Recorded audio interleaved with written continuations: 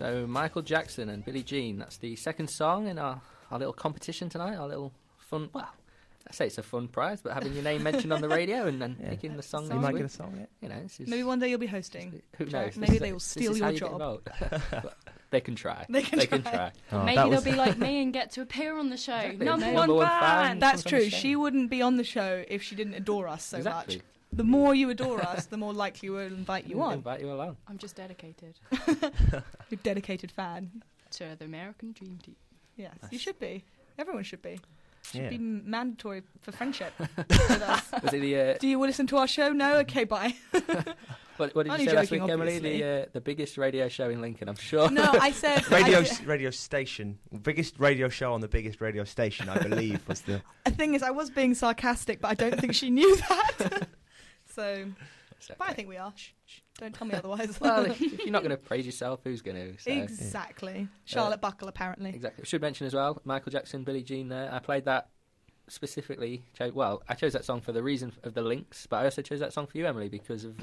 Michael Jackson Glee episode Michael Jackson on Glee tonight, so there we go. Yeah, I'm really excited. Always thinking about our co-hosts and their interests and guests, and their weird little... Get them involved. Yeah, that's always fun. So... The nasty word, it's coming, I'm sorry. The D word. The D word. We'll now call it. D-bomb.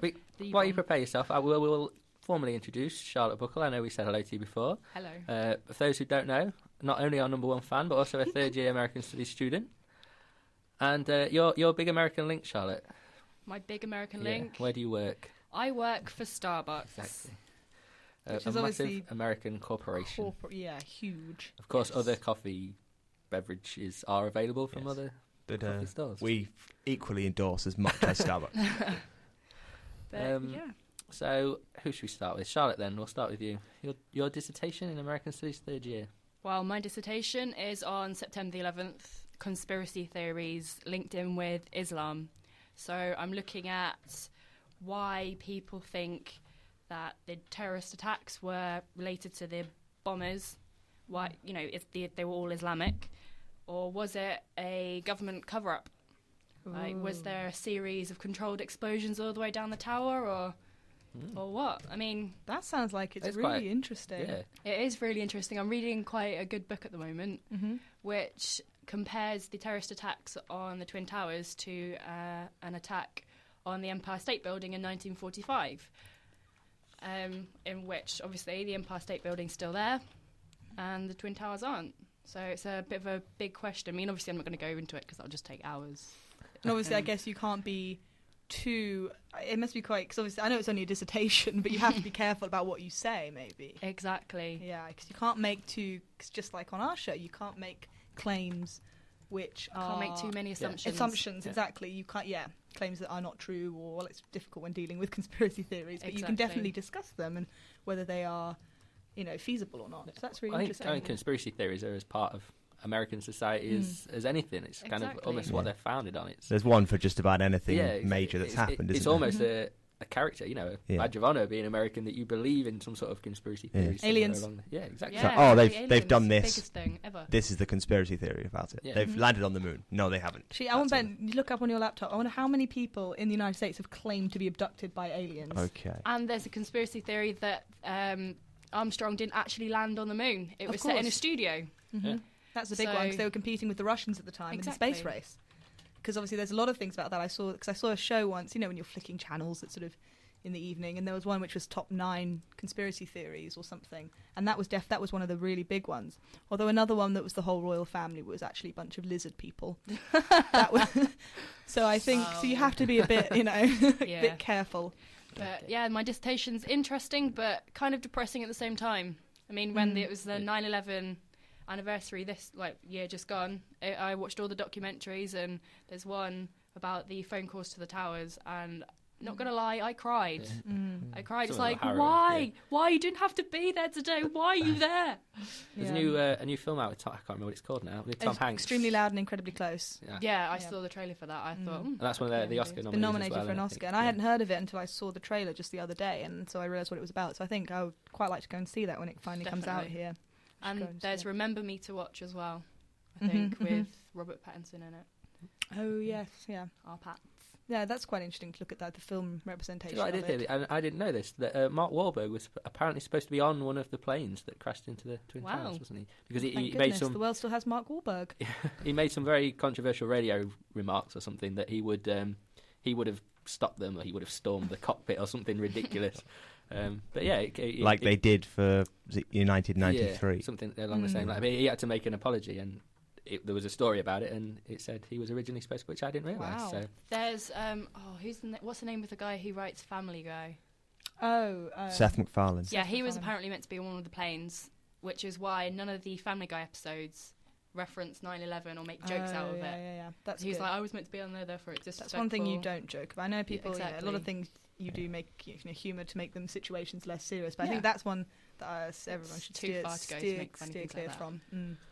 Anyway, have to move on. The Siren news is fast approaching. Ben Steele. Hello. Well, we already sort of know. I think we've mentioned your dissertation before. Yeah, I think we have. Linked to it's the main. Can you guess? Yeah, it's the main reason I'm here. Actually, I think generally in life. Or? No, just on this show. I think it was actually said before I came on that there was somebody doing a dissertation on sport, the impact of sport in American culture, and that is me, unsurprisingly. Yeah. It's just sort of generally looking at a series of different factors. I'm doing race and ethnicity, education. That's what I've got so far. And then hopefully going on to sort of commercialism as well, how sport affects those three things. Very interesting. Perhaps we can talk more about that in our Super Bowl discussion later on. I would imagine so. The history of the Super Bowl. I don't think I've actually talked about... I've talked about college football so far, because there's a lot of sort of obviously education and sport. There's a lot of controversial stuff with money that I won't get into now because I'll get a bit ranty because it annoys me a lot, which is the main reason I write about it. And it's always good to write your dissertation about something that irritates you, yes, because you can just rant. Yeah, but then you have to sort of make it all sound structured. Structured rant. I submitted the first draft of that section actually, and John sent it back to me with, I would even know it saying, please actually put some facts here. Because I just got, this is just rubbish. I don't agree with any of this. But no, it's going okay so far. Very good. And Emily? I've actually titled my dissertation, finally. Well.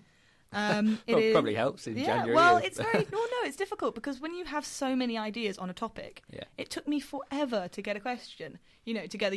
You tend to sort of get the question as you're going along. So even though my question, I say I have it, it can very easily be changed within a couple, before it gets handed in, just to make it, round it off. But to make it does help. To make it fit with what you've written. To make it fit with what you've written. So my current question is: how has media representations of urban youth changed before and after the 1969 Stonewall riots? Wow. Well, that's a lot more specific than. It is, because I tried to be, because I so broad, so I had to really narrow it down. That's what I've tried to do. So you haven't found a problem finding the... No, not at all. There is more stuff written on it and on media representation in general, because a lot of it is looking at sort of the treatment of the gay community, but a lot of it's also just media representation of not just that, but of everything, that's gone on, and social... social ideologies and changing and blah blah blah, all that fun stuff that I love talking about. But basically, and then putting it into a context, which is the Stonewall riots and how those, how that sort of sparked off the revolution. That's and how it's a lot more. We're surrounded by it a lot more now than we ever were before the riots happened. But they're not talked about very often. Have you ever heard of the Stonewall riots? I can't say. Well, I've heard of them, but I couldn't have told you what they were about or any details. So. Yeah, it was a riot that happened in the Village in New York, where, as usual, it was like a police riot. Came into the Stonewall Inn, and started arresting people. And it was finally when the community there just started fighting back. With any revolution, it has to have a spark, and that was the spark, really. And after that, more came, and it became 2 nights of rioting. But it was barely mentioned in the news. Really? But unlike, say, this summer in London, perhaps. Exactly, but that's what it's. And then a year later, they started having the parades, and it sort of started being okay. Because obviously, before that, it had been a huge taboo, and in film and media and TV and everything. So I'm looking at basically the whole spectrum. So there's a lot to write about, even though it sounds very specific. Good. It's quite broad. It all sounds very interesting, and you're all getting on okay. All happy? Not too bad. Yeah. Sort of just over halfway on the word count. So. That's Ben. Yep. The enthusiasm in the room is unbelievable. The majority of that is my rant about college sport, though. Anyway, well, it is almost time for the Siren News. We have 2 more songs before then, which again relate to our special link. I was just going to ask you, Jack. You can get away with this. Have you got any ideas for your dissertation yet? Early idea is a comparison between fictional and real presidential speeches. Oh. So, like speeches from the West Wing, the guy from Independence Day when he's firing up there against, rhetoric from real presidents and how they compare. So it was a very cool thing to do. The fact with our subject, you can pretty much write about anything you want, and that's one of the real bonuses of doing American studies. So anyway, on with the songs. On with the news. And we shall be back around the 6 o'clock mark with our Super Bowl discussion, history of the Super Bowl. And again, right on Facebook or our Twitter if you can get the links between the songs tonight. Surely 4 songs is enough for you.